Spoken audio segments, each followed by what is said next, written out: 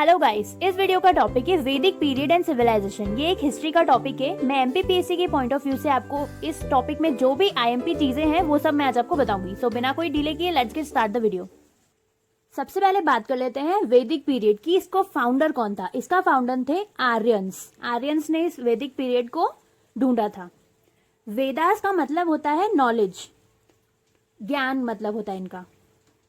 ये जो आर्यंस थे ये उच्च कुल में पैदा हुए थे। उसके बाद हम बात करते हैं वैदिक सिविलाइजेशन की।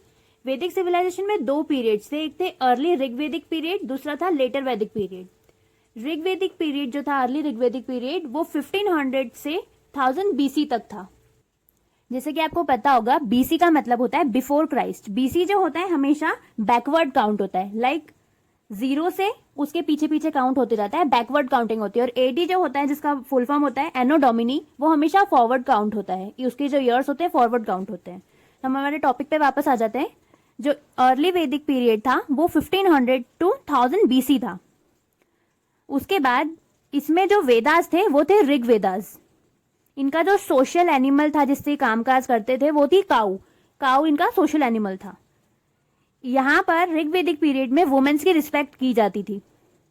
बाद में सिचुएशन बिगड़ी, तब तक वुमेन्स की रिस्पेक्ट की जाती थी, उनको सब कुछ समान मिलता था।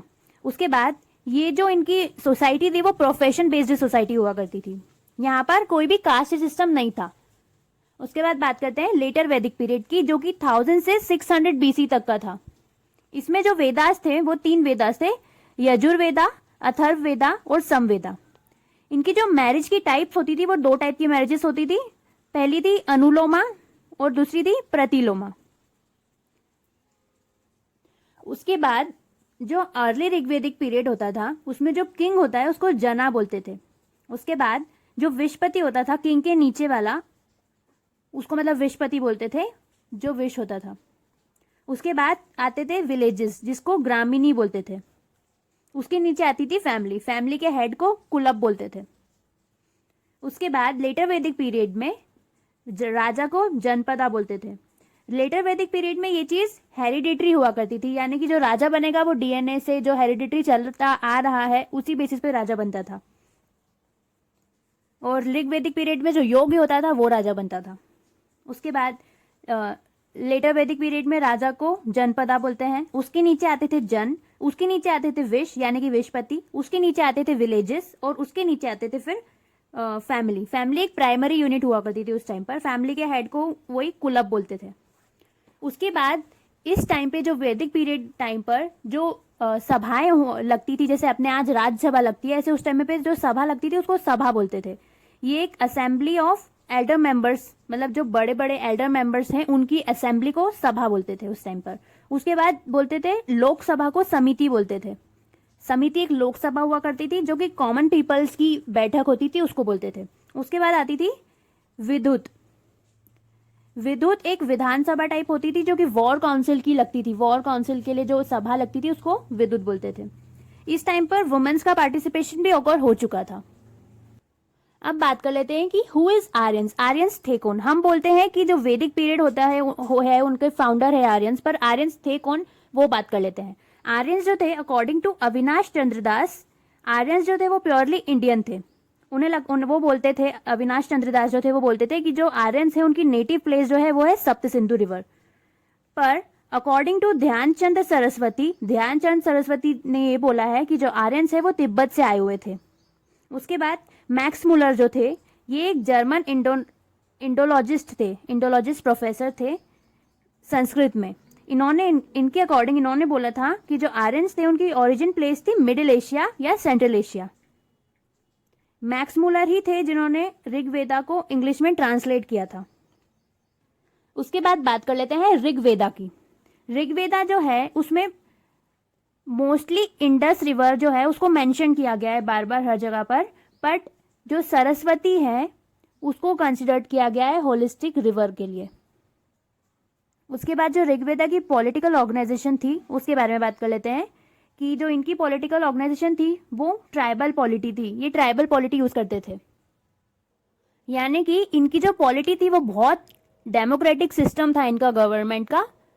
उसके बाद इनका जो फैमिली हुआ करती थी उस टाइम पे वो बहुत बेसिक था, मतलब बेस था, बहुत सोशल एंड पॉलिटिकल ऑर्गेनाइजेशन का बेस था फैमिलीज।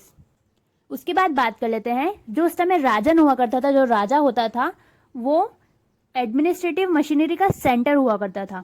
वो ट्राइब्स को प्रोटेक्ट करता था। सिर्फ टेरिटरीज पे स्पेसिफिक रूल ही नहीं करता था, बल्कि उनको प्रोटेक्ट भी करता था।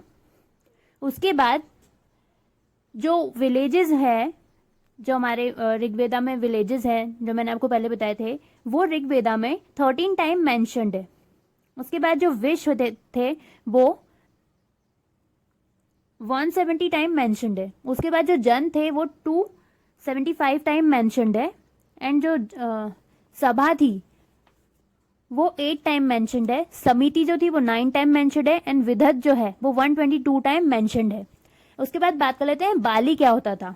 बाली एक वॉलंटरी टैक्सेशन सिस्टम होता था, जो कि जो ट्राइब्स के लोग थे, जो जनता थी, वो किंग को, मतलब कि राजा को ऑफर करते थे उनकी तरफ से। ये कोई मतलब टैक्सेशन सिस्टम जो होता है ये वो कॉन्सेप्ट नहीं होता था, ये कॉन्सेप्ट डिफरेंट होता था। उसके बाद बूटी जो होता था, बूटी भी इसमें एक वर्ड आता है। बूटी जो होता था उसका मतलब है वेल्थ, जो कि हम वॉर से वेल्थ कलेक्ट करते थे। जो भी सामान हमको वॉर लड़ने के बाद, जीतने के बाद मिलता था, जो हम कलेक्ट करते थे, उसको बूटी बोलते थे। उसके बाद सपासा क्या होता है। सपासा भी इसमें कॉन्सेप्ट है। उसका मतलब होता है एक सीक्रेट मैन होता था उस समय पे, जो अलग अलग ट्राइब्स में जाके, अलग अलग विलेजेस में जाके सीक्रेट इंफॉर्मेशन कलेक्ट करता था। राजा का गुप्तचर बोलते हैं जिसे, उस टाइप का कुछ, उस इंसान को सपासा बोलते थे। उसके बाद इस टाइम पे सेवरल ट्राइबल किंगडम्स भी हुआ करती थी, बहुत अलग अलग, सच एज, उनके जो एग्जाम्पल्स है वो है भारताज, मातायाज, यदुस एंड पुरुष। उसके बाद हम बात कर लेते हैं political life of Rigvedic period. इनके ऋग्वेदिक पीरियड की पॉलिटिकल लाइफ कैसी थी। इसमें जो तैत्रीय ब्राह्मण थे उन्होंने ये थ्योरी दी थी, ओरिजिन ऑफ किंगशिप की जो थ्योरी थी वो इन्होंने दी थी। उसके बाद इनका जो सोर्स होता था इनकम का वो होता था लैंड रेवेन्यू। किंग जो था, मतलब उस समय जो टैक्सेशन सिस्टम था लेटर वैदिक पीरियड में, वो कंपलसरी चीज हो गई थी, आपको देना ही पड़ता था। इसके पहले वाले जो पीरियड था उसमें मैंने आपको बताया था अर्ली ऋग्वेदिक पीरियड वाले में कि वॉलंटरी टैक्सेशन सिस्टम था, अपनी इच्छा से लोग देते थे, पर इसमें कंपलसरी था, आपको देना ही पड़ता था। उसके बाद इसमें जो टैक्स सिस्टम होता था उसको बागा बोलते थे, और जो टैक्स कलेक्टर होता था उसको बागा दुगा बोलते थे। राजा ने बहुत सारे ऐसे ऑफिसर्स अपॉइंट करके रखे थे जो कि टैक्स कलेक्ट करके लाते थे जनता से। उसके बाद हम बात कर लेते हैं social life of Rigvedic period. इनकी सोशल लाइफ कैसी थी। यहाँ पर जो ऋग्वेदिक पीरियड में सोसाइटी थी वो पैट्रियाज्ड सोसाइटी थी, यानी कि मैन ओरिएंटेड सोसाइटी थी। वुमेन्स को नीचे रखा जाता था, मेंस के फेवर में सोसाइटी थी। उसके बाद इनकी जो बेसिक यूनिट थी कमाने की, इनकम की, वो फैमिलीज थी। सबसे छोटी यूनिट जो इनकी किंगडम की होती थी वो फैमिली होती थी। उसके बाद यहाँ पर जो ये आर्यंस को सेमी नोमैडिक मानते थे। उसके बाद यहाँ पर जॉइंट फैमिली सिस्टम चलता था उस समय पर। देन इनकी जो सोसाइटी थी वो अलग अलग उनकी क्लास के अकॉर्डिंग डिवाइडेड रहती थी। क्लास लाइक प्रिस्ट अलग होते थे, वॉरियर्स अलग होते थे, कॉमन क्लास, शूद्रास के बारे में आपको बताती हूँ। शूद्रा सबसे पहले मेंशन जो हुए थे वो 10th बुक ऑफ ऋग्वेदा में मेंशन हुए थे। इसमें जो सोशल प्रोफेशनल मोबिलिटीज थी उनको भी अलाउ करके रखा था। उसके बाद इस समय पे कोई चाइल्ड मैरिज का एविडेंस नहीं मिला था, यानी कि उस समय चाइल्ड मैरिजेस नहीं हुआ करती थी। उसके बाद जो वुमेन्स थी उनको परफेक्टली, मतलब इक्वालिटी दी जाती थी, परफेक्टली जेंडर इक्वालिटी थी। वुमेन्स के साथ कोई भेदभाव नहीं हुआ करता था, सारी इक्वालिटीज दी जाती थी। उसके बाद जो इनकी वुमेन्स थी उस समय पे, वुमेन पोएट भी थी उस समय की। For example Ghosha, Lopamudra, Apala during Rigvedic period. उसके बाद polygamy were allowed among the royal and noble families. Polygamy यानी कि बहुत सारे शादियां करना, तो बहुत सारी शादियां करना अलाउड था उस समय पर सिर्फ रॉयल और नोबल फैमिलीज के लिए ही अलाउड था। उसके बाद उस समय पे कोई कास्ट सिस्टम नहीं हुआ करता था। एंड उस समय पे जो नॉन आर्यंस थे, जो कि आर्यंस को नहीं फॉलो करते थे, उनको नहीं मानते थे, उन सबको स्लेव्स बना के रखा था, यानी कि गुलाम बना के रखा था। उसके बाद उस समय पे कोई गोत्र सिस्टम भी नहीं हुआ करता था। उस समय पे विडो रिमैरिजेस भी अलाउड थी, बट उसमें नियोगा सिस्टम एग्जिस्ट होता था। नियोगा सिस्टम में भी आपको आगे बताऊंगी। उसके बाद उस समय पर वीट, बार्ली और जो मिल्क था इनका प्रोडक्शन होता था, बट जो चीफ रिसोर्सेज थे, जो मेन रिसोर्सेज थे, वो वेजिटेबल एंड फ्रूट्स हुआ करते थे।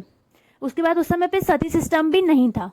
सती सिस्टम तो आपको पता ही था, जब हस्बैंड की डेथ हो जाती है तो वाइफ को भी उसी के साथ जला दिया जाता है, तो उस समय ये सिस्टम नहीं था। उसके बाद मैंने आपको बताया था कि इस पीरियड में 2 टाइप की मैरिजेस होती है। पहली होती है अनुलोमा, दूसरी होती है प्रतिलोमा। अनुलोमा मैरिज वो होती है जिसमें कि लड़का जो होता है वो हाई क्लास का होना चाहिए, हाई सोसाइटी का होना चाहिए, रिच होना चाहिए, जो लड़की है वो लो क्लास की होना चाहिए, तो उन दोनों की मैरिज अलाउड होती है। और प्रतिलोमा जो होता है बिल्कुल इसका रिवर्स होता है, यानी कि लड़की हाई क्लास की होनी चाहिए और लड़का लो क्लास का होना चाहिए। उसके बाद मैं आपको बता रही थी नियोगा सिस्टम क्या होता है। नियोगा सिस्टम वो होता है जब हस्बैंड की डेथ हो जाती है तो उसका बड़ा भाई या छोटा भाई से जो हस्बैंड की वाइफ है वो शादी कर सकती है, अगर उसको कोई बच्चा है तो। अगर उसको कोई बच्चा नहीं है उसके हस्बैंड से तो वो कहीं पर भी शादी कर सकती है। उसके बाद हम बात कर लेते हैं social life of Rigvedic period. इस पीरियड में जो वुमेन की पोजीशन थी वो डिक्लाइन होती गई थी, यानी कि नीचे होती गई थी। इस पीरियड में वुमेन्स जो थी उस समय उनकी पोजीशन डिक्लाइन होने के कारण उनको सभा में अलाउ नहीं किया जाता था, उनको सभा अटेंड नहीं किया करने दिया जाता था। उसके बाद इस समय जो सोसाइटी थी वो मतलब 4 पार्ट में डिवाइड हो चुकी थी। जो वर्णा सिस्टम होता है ना उसमें डिवाइड हो चुकी थी। उसके बाद इस समय अनुलोमा मैरिज जो थी, यानी कि हाई क्लास का लड़का और लो क्लास की लड़की, वो अलाउड था, पर जो प्रतिलोमा मैरिज थी वो डिक्लाइन हो चुकी थी, वो अलाउड नहीं थी। उसके बाद इस समय पे जो चाइल्ड मैरिजेस होती थी वो भी परफॉर्म होना स्टार्ट हो गई थी। उसके बाद जो इस समय ब्राह्मण थे इनको बहुत ज़्यादा प्रिविलेज दिया जाता था सोशल लाइफ, सोशल और पॉलिटिकल दोनों में। उसके बाद यहाँ पे पोलीगैमी सिस्टम जो था वो भी अलाउड हो चुका था। पोलीगैमी सिस्टम यानी कि बहुत सारी शादियां आप कर सकते हो, वो भी अलाउड हो चुका था। उसके बाद जो इसमें विडो मैरिजेस थी, विडो की रीमैरिज करवा लेते थे, वो चीज बैंड हो चुकी थी, वो अलाउड नहीं थी। उसके बाद जो सेम गोत्र के लड़का लड़की थे उनकी शादी भी परमिट नहीं थी, उस समय बैंड हो चुकी थी। इस समय पे सती सिस्टम भी परफॉर्म होना स्टार्ट हो चुका था, रियलिटी में आ चुका था। उसके बाद यहाँ पर 4 आश्रम के आइडियाज भी आ चुके थे। 4 आश्रम इन्होंने लाइफ के 4 फेजेस पे बनाए थे। पहला है ब्रह्मचर्य आश्रम जो कि स्टूडेंट लाइफ पर बेस्ड था, फिर गृहस्थ आश्रम जो कि शादी वाली लाइफ पे बेस्ड था, फिर वनप्रस्थ आश्रम जो कि हेरमिट वाली लाइफ पे बेस्ड है, यानी कि अकेलेपन वाली लाइफ पे, और फिर संन्यास आश्रम। ये था आज का वीडियो जो कि पार्ट 1 था। इसके आगे का पार्ट 2 में मैं आपको बताऊंगी इन ऋग्वेदास की जो इकोनॉमिकल लाइफ कैसी हुआ करती थी और रिलीजियस लाइफ कैसी हुआ करती थी। यह पार्ट 2 में आपको मिल जाएगा।